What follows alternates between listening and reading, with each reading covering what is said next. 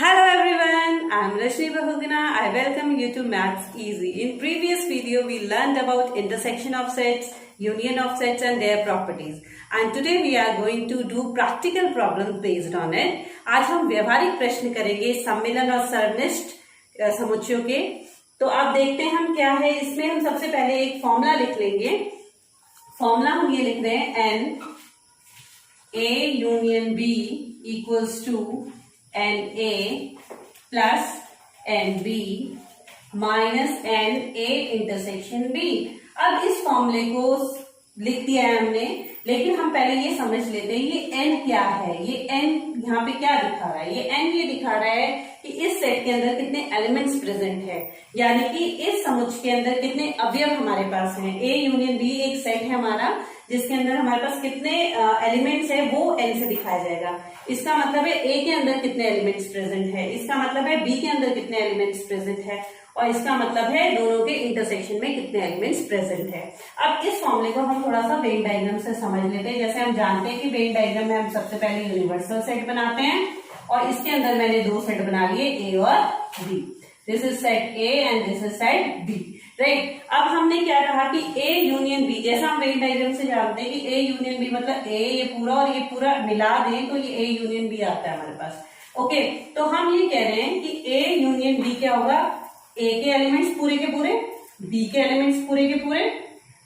अब देखो जब हम ए और बी के एलिमेंट्स को ऐड कर रहे हैं अलग अलग, तो इसमें जो पार्ट कॉमन हमारे पास आ रहा है, जो दोनों में उभयनिष्ठ है, वो दो बार काउंट हो रहा है। अब दो बार काउंट हो रहा है तो वो तो गड़बड़ हो रहा है, तो उसको हमें हटाना पड़ेगा। इसलिए हम क्या करते हैं, जो इंटरसेक्शन वाला पोर्शन है ये वाला मेरा, तो इसको हम इसमें से सब्ट्रैक्ट कर देते हैं। तो इसलिए ये हमारे पास formula N A union B is equals to N A plus N B minus N A intersection B आ जाता है। अब इसी को हम तीन सेट्स के लिए यानी कि तीन समुच्चय के लिए भी लिख सकते हैं। कैसे? N A union B union C equals to N A plus N B plus n C. तीनों को हमने जोड़ दिया। फिर देखो मैं क्या करने वाली हूं, minus N A intersection B minus n B intersection C minus n C intersection A plus n A intersection B intersection C. अब इसको समझ लेते हैं। अब इसमें हमने क्या कर लिया, अब ए और बी दो सेट्स ना होके हमारे पास कितने सेट्स हैं, तीन सेट्स हमारे पास हैं। तो एक सेट में और बना लेते हैं, यहाँ पे ये सेट मैंने बना लिया। अब यूनियन, तीनों का यूनियन मतलब ये पूरा का पूरा सेट एक साथ में। अब ए, जब मैंने ए और बी को जोड़ा तो ये वाला पार्ट जो दोनों में कॉमन था, ये वाला पार्ट ये ओवरलैप हुआ, उसको सब्ट्रैक्ट कर दिया, ए इंटरसेक्शन बी हटा दिया इसी कंसेप्ट से।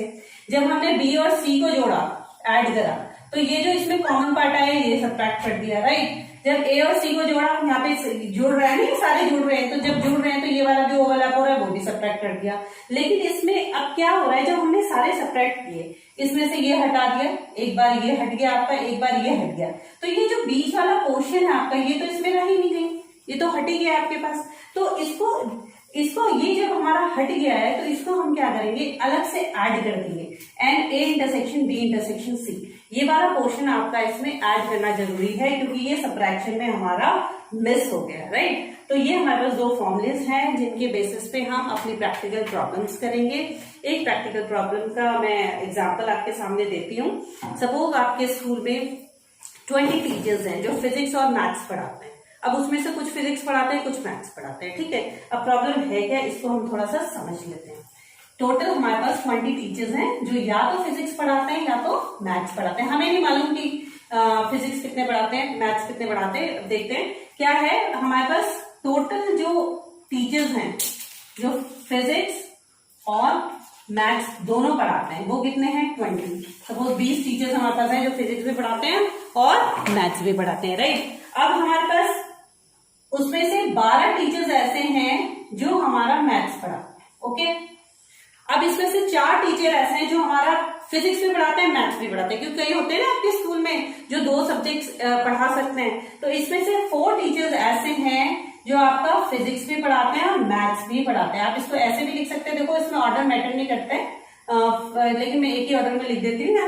ठीक है, तो ये कितने हैं, ये 4 टीचर्स हैं। अब हमें निकालना है कि इसमें से कितने टीचर्स ऐसे हैं जो फिजिक्स पढ़ाते हैं, राइट।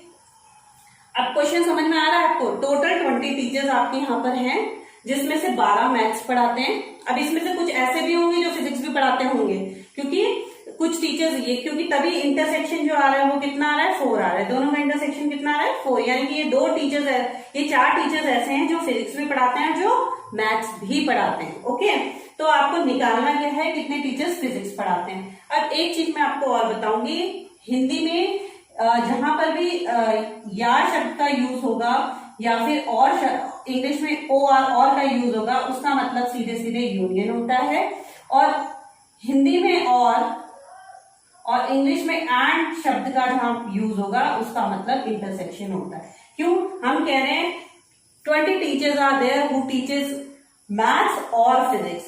20 टीचर्स वहां पे ऐसे हैं या तो फिजिक्स पढ़ाते हैं या तो मैथ्स पढ़ाते हैं, यानी कि हम यूनियन की बात कर रहे हैं। 4 टीचर ऐसे हैं जो फिजिक्स भी पढ़ाते हैं और मैथ्स भी पढ़ाते हैं, या 4 teachers are there who teachers physics and maths. Okay, तो इसका मतलब इंटरसेक्शन है। अब हम इस फॉर्मूले का यूज करेंगे। अब ए बी की जगह हमारे पास पी एम आ गया, उससे कोई फर्क नहीं पड़ता है। ये फॉर्मूला मैं यहां लगा देती हूँ, n P union M equals to n P plus n M minus n P intersection M. अब यहाँ जो जो वैल्यूज आपके पास है वो पुट कर लीजिए। यहाँ पे इसकी वैल्यू कितनी है, 20।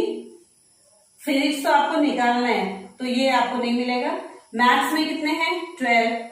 और फिजिक्स और मैथ्स दोनों जो पढ़ाते हैं वो कितने हैं, 4। तो आप इसको कैलकुलेट कर लीजिए, कितना आ जाएगा, 20। यहाँ पे 12 में से 4 गया 8, उसको इधर लाएंगे तो -8 इक्वल्स टू एनपी। तो कितना आ गया ऐसे टीचर्स, 20 - 8 दैट इज 12। तो 12 teachers are there who teachers physics, जो कि फिजिक्स पढ़ाते हैं। तो इस तरीके से आप इन फॉर्मूलाज को आप अपने व्यवहारिक प्रश्न में लगा सकते हैं। अब इसी के बेसिस पे हम सॉल्व करने वाले हैं एक्सरसाइज 1.6। अब इसमें पहला क्वेश्चन जो है उसमें 2 सेट्स दिए गए हैं x and y। First question में 2 सेट्स दिए गए हैं x और y, उसमें nx दिया गया है आपको। पहला क्वेश्चन है ये एक्सरसाइज 1.6 का, इसमें nx दिया गया है आपको 17 और ny दिया गया है आपको 23 और nx यूनियन y दिया गया है 38 and you have to find, आपको निकालना क्या है, nx इंटरसेक्शन y। देखो ये इसमें 4 क्वांटिटीज हमारे पास हैं, इनमें से अगर 3 दी गई होगी तो चौथी कोई भी जो मिसिंग हो आप उसको इजीली निकाल सकते हो फॉर्मूला लगा के। फॉर्मूला हमारा सेम है, nx union y must be equal to nx, क्या होगा फॉर्मूला बताओ, ny minus nx intersection y। Formula याद करने का एक ट्रिक मैं बताती हूँ, जब भी आप फॉर्मूला याद करते हो तो उसको किसी ना किसी चीज से रिलेट करो और 2 मिनट अपने आंखें बंद करके उस फॉर्मूले को अपने अंदर की आंखों से जरूर देखो। अगर आप उसको मन में उसकी एक पिक्चर आप बना लोगे तो फॉर्मूला ज्यादा टाइम तक आपको याद रहता है। तो यहाँ पे आपने ये लिख लिया। अब यहाँ पे वैल्यूज पुट कर लीजिए। यूनियन की वैल्यू दी गई है 38, nx की वैल्यू दी गई है 17, ny की वैल्यू दी गई है 23, right, and minus nx intersection y, right. अब आप एक काम कीजिए, इसको इधर लाइए और 38 को उधर ले जाइए, तो nx इंटरसेक्शन y में यहाँ ले आए, इन दोनों को ऐड कर देते हैं। 7 + 3 10 40 आ रहा है आपके पास, राइट। 40 - 38, तो nx इंटरसेक्शन y कितना आ गया आपके पास, 2। Answer is 2। तो इस तरीके से आप फॉर्मूले का यूज करके निकाल सकते हैं। अब इसका क्वेश्चन नंबर 2 है, सिमिलर क्वेश्चन आपको दिया गया है सेम ही तरीके से। उसमें आपके पास x y 2 सेट्स दिए गए हैं, उसका यूनियन दिया गया है 18। x में कितने एलिमेंट्स है ये दिया गया है, y में कितने एलिमेंट्स है ये दिया गया है। सेम फॉर्मूला यूज करके आपको x इंटरसेक्शन y निकालना है, सिर्फ ये डिजिट्स बदल गई हैं, तो इसको आप खुद ट्राई कीजिएगा। Okay, now question number 3। अब क्वेश्चन नंबर 3 में क्या है, क्वेश्चन नंबर 3 हम पढ़ लेते हैं। In question number 3, in a group of 400 people, 400 व्यक्तियों के समूह में 250 can speak Hindi, 200 can speak English. 250 लोग हिंदी बोल सकते हैं, 200 लोग इंग्लिश बोल सकते हैं। How many people can speak both Hindi and English, Hindi और इंग्लिश कितने लोग बोल सकते हैं। तो जो जो चीजें दी गई होती है पहले आप उनको लिख लीजिए। यहाँ पे हिंदी और इंग्लिश की बात हो रही है, तो हिंदी के सेट को मैं H से दिखा देती हूँ, इंग्लिश के सेट को मैं E से दिखा देती हूँ। In a group of 400 people, total people कितने हैं, टोटल लोग कितने हैं 400, यानी कि 400 लोगों की बात हो रही है। टोटल मिला के हमारे पास 400 लोग हैं, यानी कि हमारे पास NE यूनियन H इंग्लिश और हिंदी दिया गया है 400, राइट। अब यहाँ पे 200 लोग हिंदी बोल सकते हैं, यानी कि NH दिया गया आपको 250, हिंदी 250 लोग बोल सकते हैं। एंड 200 कैन स्पीक इंग्लिश, 200 लोग जो हमारे इंग्लिश बोल सकते हैं। Okay, and you have to find कि दोनों चीजें कितने लोग बोल सकते हैं, यानी कि इंटरसेक्शन आपको निकालना है। And E intersection H you have to find. आप इसी तरीके से यहाँ पे आप स्टार्टिंग में लिख सकते हैं, माना कि हिंदी बोलने वाले लोगों के सेट को हम H से दिखा रहे हैं और इंग्लिश बोलने वाले लोगों के सेट को हम E से दिखा रहे हैं। Let the set E is the set of people who are speaking English and set H is the set who are speaking Hindi, right. Now we can use the formula. What is the formula? NE union H equals to NE plus NH minus NE intersection H. Right? Now put the values. This is 400. NE is how much? 200. NH is 250. And you have to find NE intersection H. Okay? Now what is it? This is 400. If you are going to add it, it is 450, right? So again you can do the one thing, like you can bring this side, and E intersection H आप इधर ले आए, और this is 450 minus 400, right? And it is 50. That means 50 people are there who can speak English as well as Hindi.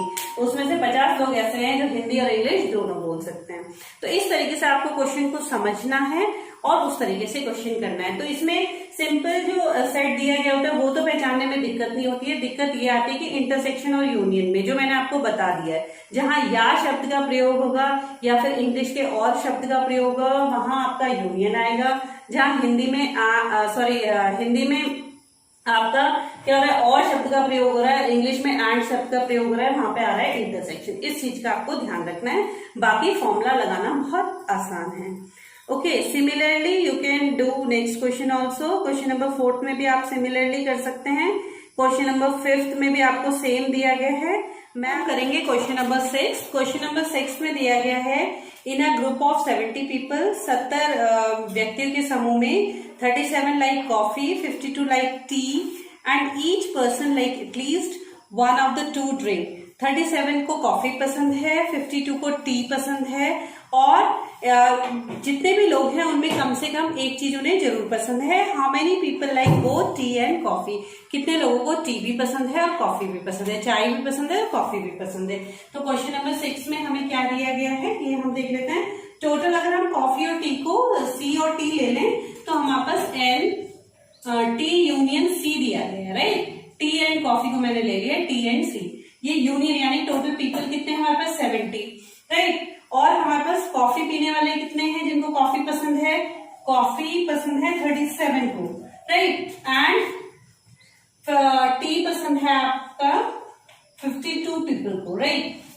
Okay, अब आपको ये निकालना है कितने लोग ऐसे हैं जिनको दोनों पसंद है, और दोनों मतलब टी भी पसंद है, कॉफी भी पसंद है, यानी कि आपको निकालना है टी इंटरसेक्शन सी, आपको निकालना है, राइट। तो फॉर्मूला आप जानते ही हो, n T union C is equals to n T plus n C minus n T intersection C, right. अब यहाँ पे आप वैल्यूज पुट कर दीजिए। इसकी वैल्यू कितनी है 70, एन टी 52 है, एन सी आपका 37 है। ये आपको निकालना है कि दोनों जिनको दोनों चीजें पसंद है, चाय और कॉफी, वो कितने लोग हैं। फिर वही करेंगे, आप इसको इधर ले जाएंगे, इसको इधर ले जाएंगे, तो एन टी इंटरसेक्शन सी, इन दोनों को ऐड कर दीजिए, कितना आ रहा है 89 माइनस 70, तो how much will get 19।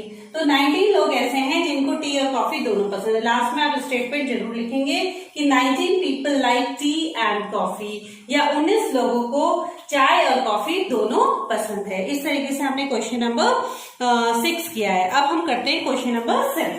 Right, question number 7 हम ध्यान से पढ़ेंगे। इसमें क्या दिया गया हमारे पास? क्वेश्चन नंबर 7 में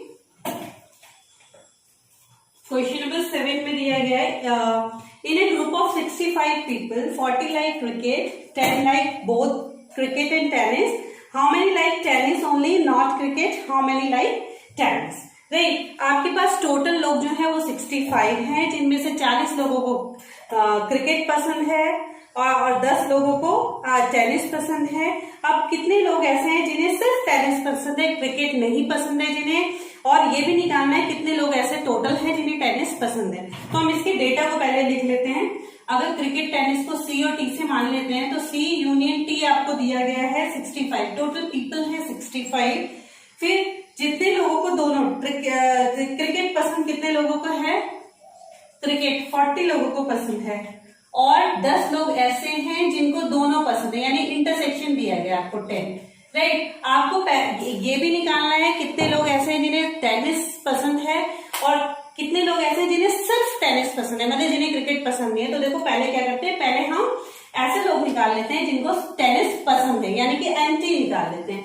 फॉर्मूला हमारा सेम रहेगा, n C union T equals to n C plus n T minus n C intersection T. Right, अब यहां वैल्यूज पुट कर लेते हैं। 65, 40, एन टी हमें निकालना है, ये है 10। ओके, अब इसको कैलकुलेट कर लीजिए। 40 माइनस 10 30 हो गया, 30 को इधर लाएंगे तो 65 माइनस 30 कितना आ गया? एन टी कितना आ गया आपके पास? N T is 35। तो 35 लोग ऐसे हैं जिन्हें टेनिस पसंद है, तो आप आंसर में क्या लिखेंगे? 35 लोग ऐसे हैं जिन्हें टेनिस पसंद है। 35 people are there who like tennis. अब सेकंड पार्ट यहाँ पे आप लिख लेंगे 35 पीपल लाइक टेनिस। राइट, या फिर 35 लोगों को टेनिस पसंद है। अब हमें ये बताना है जिन्हें सिर्फ और सिर्फ टेनिस पसंद है, क्रिकेट पसंद नहीं है। अब अगर आप ध्यान से देखो, ऐसे कितने लोग इनमें क्रिकेट भी पसंद है, टेनिस भी पसंद है, 10, यानी कि इनमें 10 लोग वो भी हैं जिन्हें हमें क्रिकेट भी पसंद है। तो यानी कि अगर हम ये 10 लोग इसमें से हटा देंगे तो हमारे पास वही लोग आ जाएंगे जिन्हें सिर्फ और सिर्फ टेनिस पसंद है। तो यहाँ लिखेंगे हम 35 माइनस 10 कितना आ गया? 25 पीपल लाइक ओनली टेनिस, या फिर 25 पीपल ऐसे हैं, 25 लोग ऐसे हैं जिन्हें सिर्फ टेनिस पसंद है। आपने निकाला कैसे? इसमें से देखो 35 लोगों को टेनिस पसंद था, लेकिन उनमें से 10 लोग ऐसे हैं जिन्हें क्रिकेट भी पसंद है, क्योंकि इंटरसेक्शन वाला पार्ट आपको हटाना पड़ेगा ना, तो आपने टेनिस में से माइनस कर दिया, 25 आ गया। आप इसका वेन डायग्राम से भी देख सकते हैं। जितने भी क्वेश्चन हमने अभी करे हैं उन क्वेश्चन को आप वेन डायग्राम से भी कर सकते हैं। देखते हैं इस क्वेश्चन में, हम देखते हैं कि वेन डायग्राम से हम कैसे इस क्वेश्चन को समझ पाते हैं।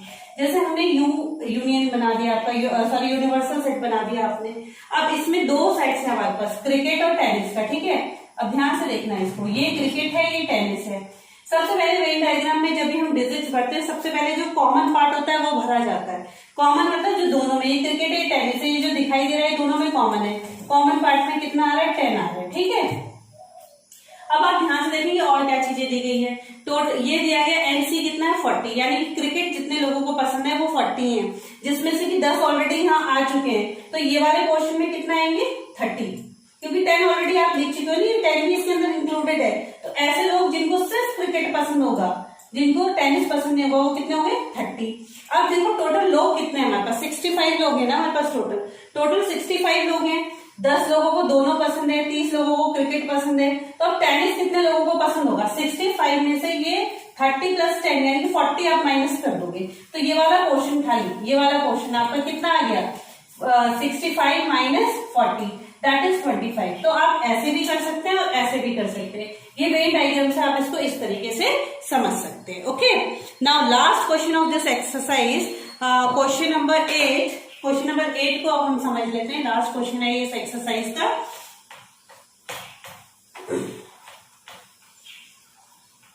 क्वेश्चन नंबर 8 में क्या दिया गया आपको? देखो, in a committee 50 people speak French, 50 लोग फ्रेंच बोलते हैं। तो इसको साथ साथ लिखते भी रहते हैं। आप अगर डेटा को प्रॉपरली लिख दोगे, जो दिया गया उसको प्रॉपरली लिख दोगे तो क्वेश्चन करने में कोई मुश्किल नहीं होगी।